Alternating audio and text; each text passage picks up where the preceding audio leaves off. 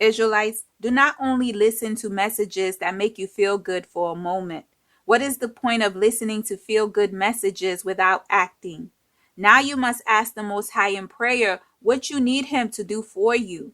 Remember, the scripture said the truth will set you free. Once your knowledge increase and you begin to understand the word of the Most High, after repentance, you can begin to tap into the many promises the Most High made to His people.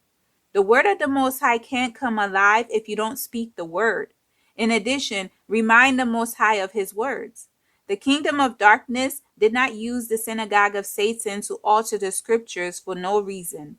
Satan knows the moment you understand the word of the Most High and begin to be doers of the word, it will accelerate the times of the heathens.